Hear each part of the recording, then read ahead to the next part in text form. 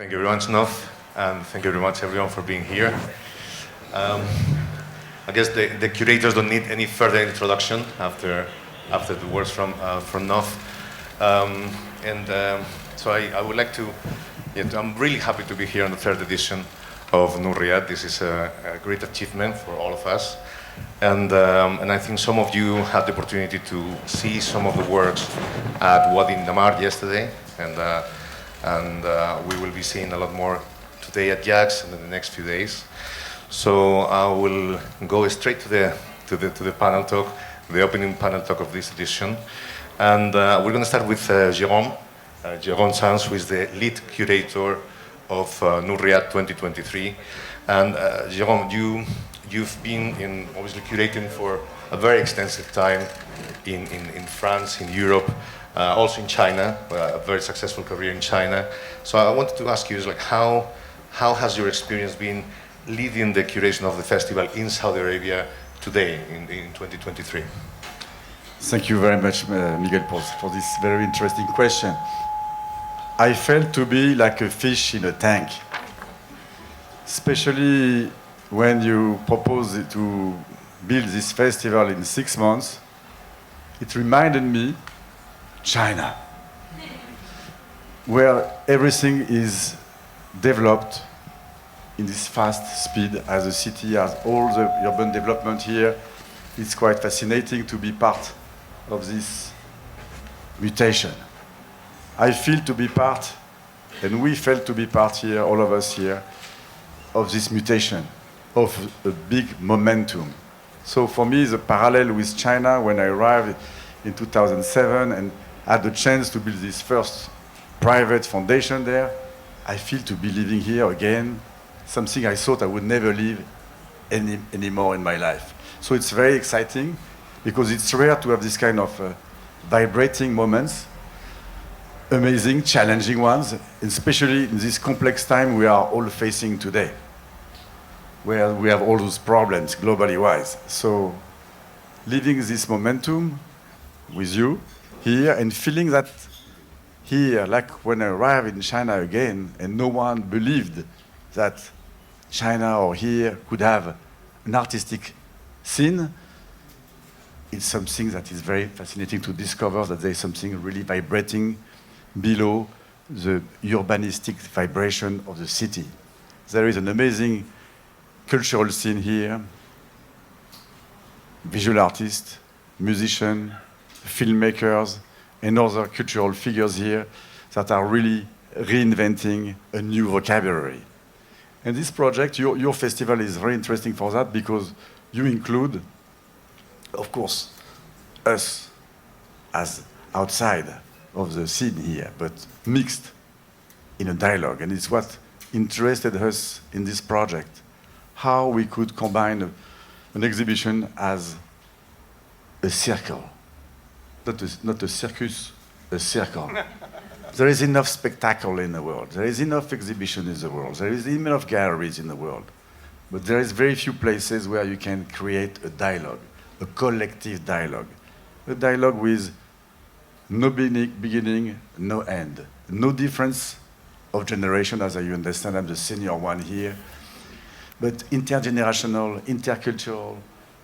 And this was really exciting that we could, with Pedro Alonso here, my neighbor here, and my dear old friend that I work with for more than 20 years, be able to, he's Mexican-American, and to share this together, plus with these two young, amazing curators that have this underground place here in Riyadh, was really exciting to build one collective voice here. And invent together a show that is like a movie that you will see in 8 different acts, that in all these acts has no beginning, no end, again, but that creates a storyline. A storyline that comes from the city, that goes to the door of the desert. And we put the desert in our title, not just as a cliché of the country, but we are living in a time where we are all separated to each other. Even though we think we are close to each other, even though we think we are connected with millions of followers and we have all those likes, we are all isolated. All our megacities are building deserts. And we are living a time where the desertification is one big problem. So we wanted to insist in this thing that you are a desert, but we are all building a desert together. Not a positive one. You have a beautiful one, but we are creating another crazy desert. So for us, it was very important to say in our title, it was a statement. A statement after 2 years of COVID, that if we do a show, it's a collective show together, where we want to dissipate our difference. I was fascinated by the lighting, especially here, like today, really like strong on our face. That is a light that reconnects all of us and dissipates our difference. This show may look like very banal, but we want to say that we cannot do anything anymore without all of us. This show wants to be a manifesto to the togetherness. Our differences are key. We cannot live any longer with all of us. Wherever we come from, wherever we are, our philosophy comes from. We need all of us to be together and to be ourselves. Art, as we all remember, is the only place where we share everything together. Funnily, this is the only thing. Music, cinema, visual arts is the only place where everything dissipates. This show wants to be a nod to that. Thank you for your question.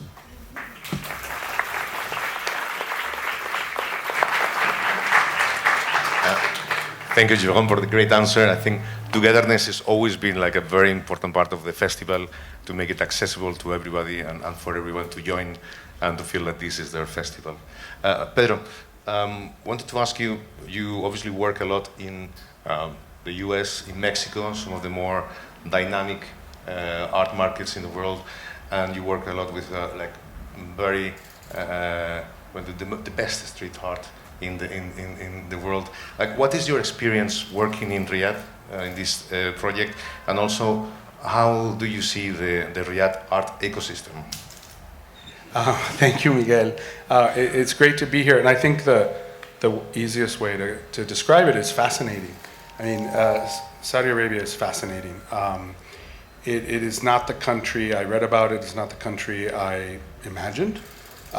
It is much more dynamic, very open, and developing at a astounding rate. So I was working in Mexico and the United States when I was in college, and at the time when no one really took Mexico seriously, it was kind of a G8 art world. So I watched Mexico become a destination. And, Jerome and I have spent a lot of time together in Mexico City, actually. And it is now really an art world destination in a big way. So watching those changes happen in my home country, which is something I'm very proud of, and I think Time Out just rated it the #1 tourist destination, cultural destination in the planet. My wife, who's here, pointed that out to me. Thank you, darling. And I'm seeing Mexico in a more developed stage, but then I'm seeing what's happening here, and the energy, and the ambition. So I just want to point out that I feel very lucky to get up every morning to do what I do. But a project of this scale and magnitude and ambition, I mean, I can't think of anywhere else where it could happen. So thank you for having us here to do this.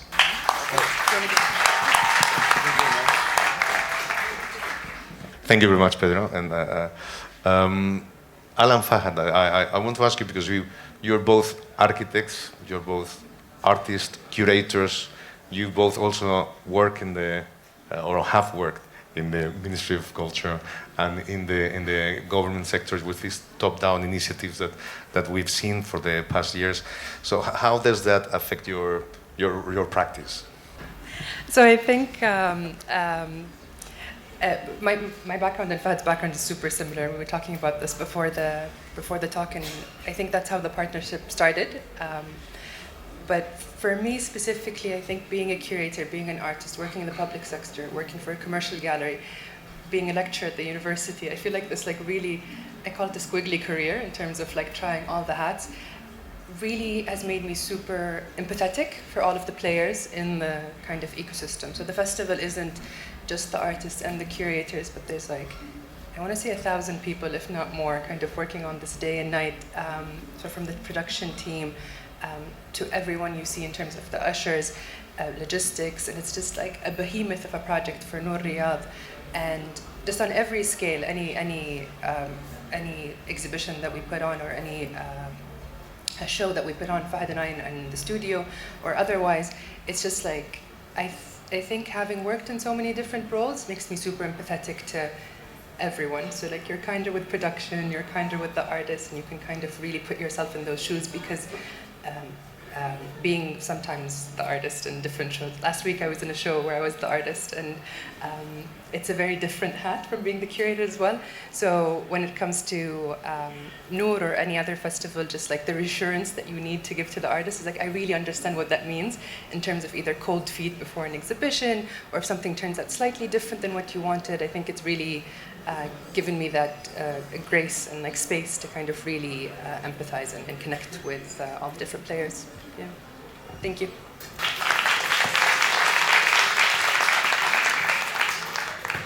I think Ala and I have the exact same CV. Literally, we both, again, she mentioned lecturing, I lectured as well. We worked at the Ministry of Culture. We have an architecture background. We work in the arts. So I think this partnership was inevitable, almost. But I think having this sort of background of being an architect and then sort of delving into the art world as both artists and curators, in our practices, I think what we do is we sort of include different disciplines. So we include architects, engineers, graphic designers, to almost like blur the lines between what is considered art and what's sort of design. And I think this is sort of blurring. I think we open this sort of democratic space for everyone to participate in, basically. Can I ask, please, whoever is managing the mics, can they please leave them on? Fahad, thank you very much. I think an important thing to mention is also for those who maybe join us internationally is like until very recently there was no arts curriculum in the schools in Saudi Arabia. So I guess that's why a lot of the artists are architects, or they are like multidisciplinary, or they come from, or they are doctors or physicians. They come from very different areas. So I think this is very, very important, and how you incorporate into your practice. Maya, so last year you were the festival artistic director, so you were overlooking across the festival and working with the teams of curators that we had. So this year now you are the curator of the exhibition. So how did your experience last year inform how you approach the curation of the exhibition this year? Thank you, Miguel. And testing, everyone can hear me. My role as artistic director last year not only afforded me the opportunity to work with a great group of people such as yourself, Miguel, but also to have this kind of holistic and bird's eye view of both the citywide festival and the exhibition. And with any project, particularly one of this scale, there are a lot of learnings to be learned and lessons. And one in particular was to create a more harmony within the citywide festival and the exhibition, which was the bedrock of our curatorial approach. Our curatorial concept took the baseline of this year's citywide festival theme, which is brighter than the desert sun, and out of it came refracted identities, shared futures. And yes, so out of that there was the birth of 3 thematics for this exhibition this year, which you're going to be about to explore in a little bit. The first is Cosmos, which draws inspiration from historically desert-dwelling cultures and how they navigated the vast expanses and landscapes through celestial bodies. And temporality is kind of reflecting on the geological features that are tangible markers to the Earth's history. And last but not least is the connectivity. As we know, our cultures have been interconnected for many years, and just having this interconnectivity, whether within ourselves or our cultures or our traditions. Yeah, thank you.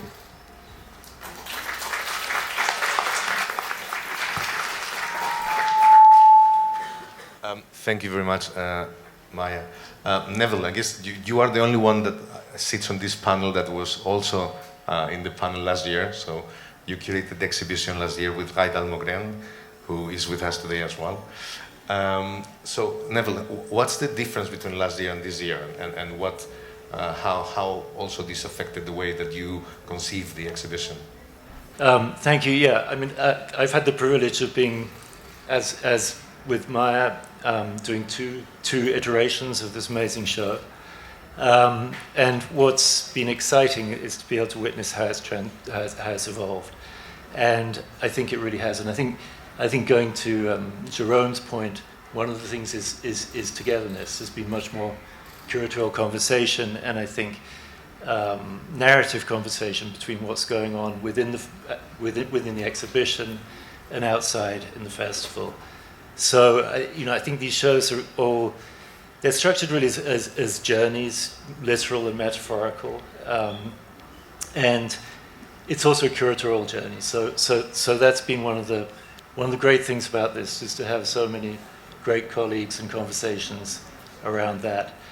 I think the last show that we did here, the last exhibition, was really thinking about the origins of light and space, particularly in California, and that moment at which California was undergoing vast social and technological change, and artists were being inspired by that.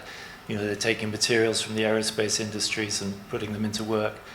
And I think what's exciting about this show and about the evolution of the Noor exhibition is that we've really arrived at a time where we perhaps don't need those references. And here in the kingdom and in the region, we have our own light and we have our own space. And I think that's what this show is about.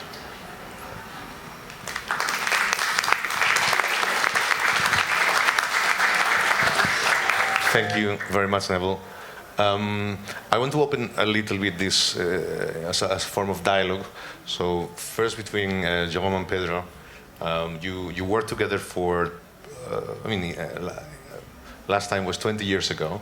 So you've done a lot of things in that time. So how has this experience changed, and how working together, what has made Noor Riyadh special this time working together after 20 years of your first collaboration?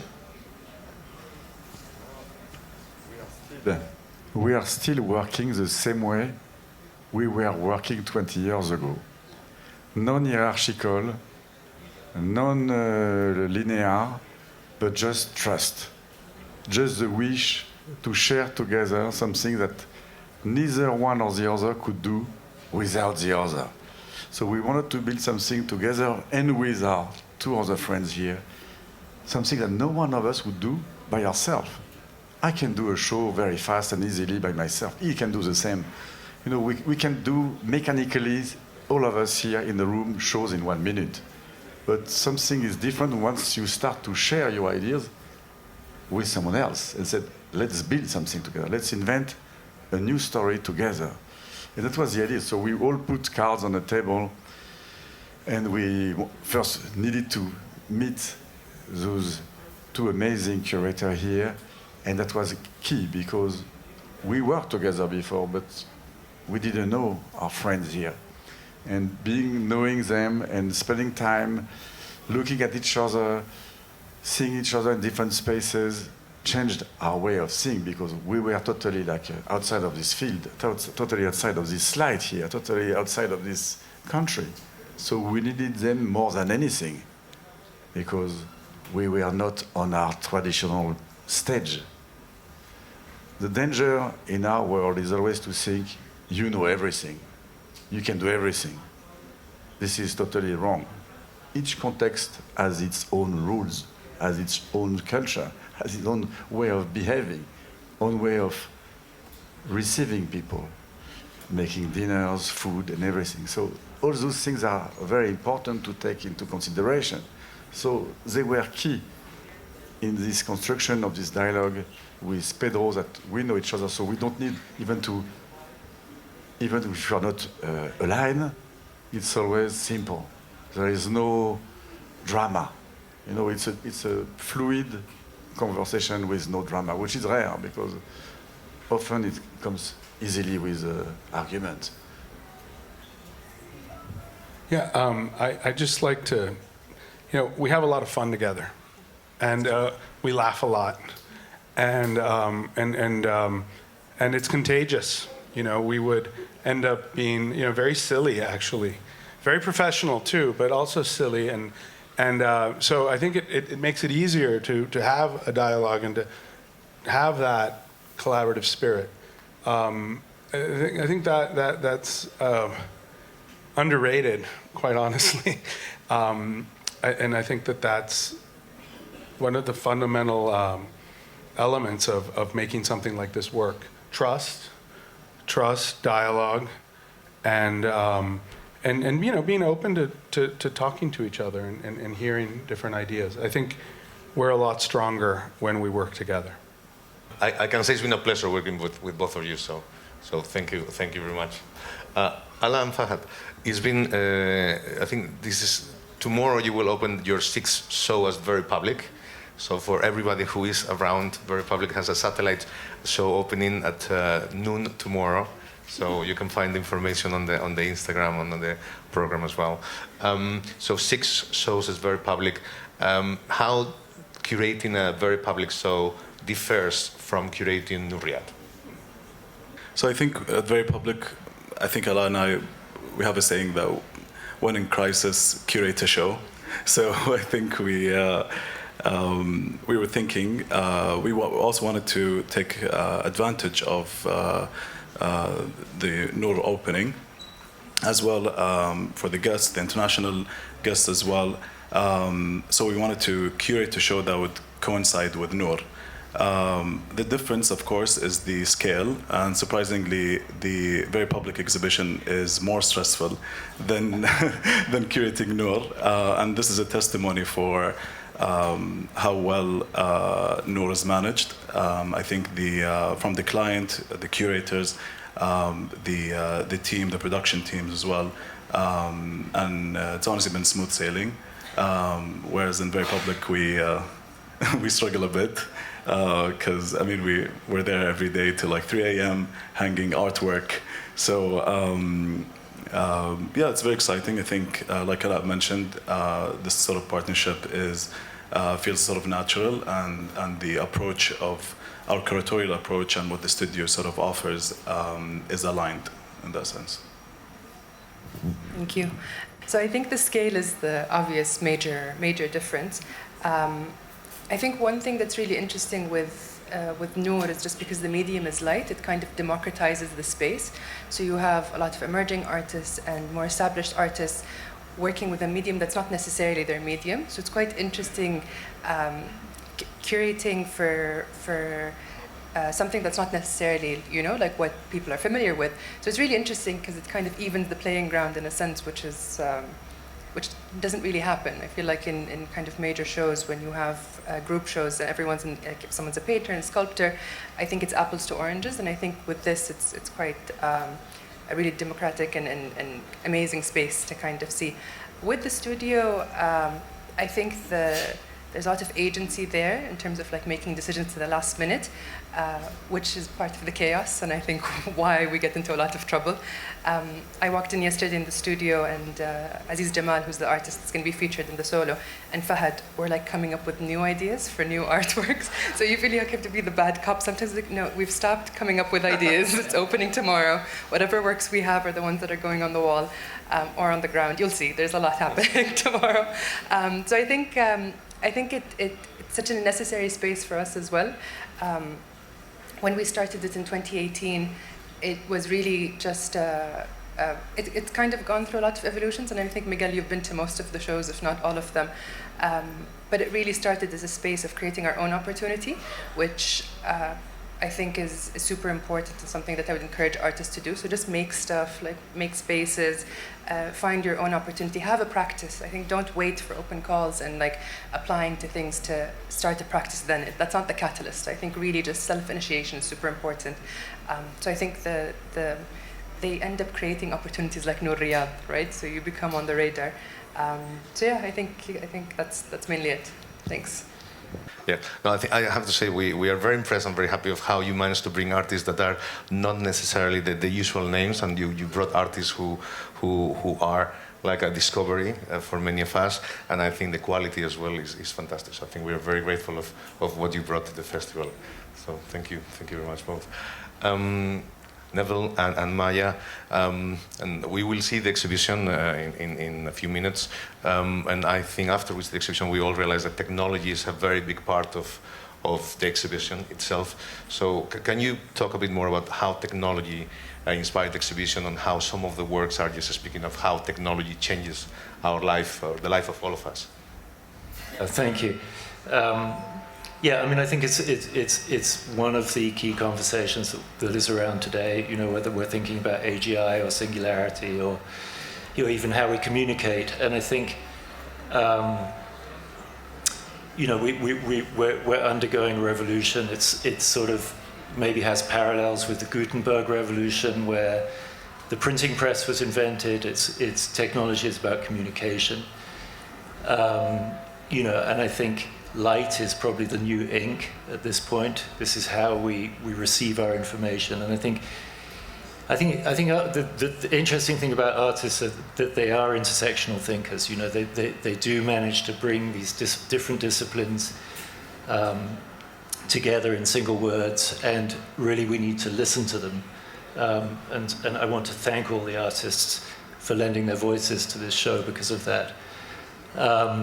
And I think as you walk through it, you'll see all sorts of different iterations of technology, whether it's coming from astrophysics in the cosmos area, to ideas of time, of swarm and hive intelligence in the last work, or even strangely like a piece like Ayman Zidani's The Ancient Ones, which is ostensibly about these very ancient trees in the kingdom that have witnessed, you know, over a millennia of change, and thinking about them and how they get represented, and the wood wide web and all these ideas. So I think technology is infused throughout all of our conversations, and obviously it's central to this show.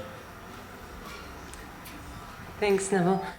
There are also a number of works that are interactive in nature, and they break kind of the personal connection with interactions, blurring the lines between the viewer and the art. One particular work is Arthur Weber's Inner Waves. It's an artwork that lays in a state of dormancy and is not activated until the human touch is involved. And once that happens, there's this interconnection and reconnection with not only yourselves in isolation, but also within a communal experience of connection. Another work that is interactive in nature, which I believe brings back this reconnection from a cultural perspective, is Symphony of Light by Badia Studios.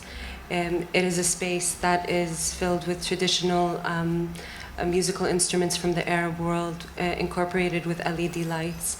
And it's kind of an ode onto this new and transformative Saudi Arabia, and how we are very still much rooted within our cultures and traditions, but that doesn't mean we are not looking forward in innovation and technology. Thank you.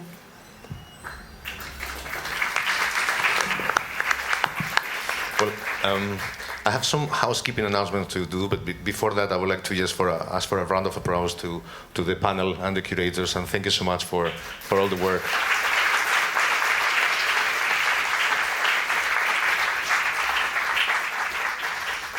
And now to the very quick housekeeping. So we will open the exhibition. The first tour will be led by Maya and Neville and the press. We have some colleagues from the media, so that will be the first tour. After that, everybody's welcome to please join.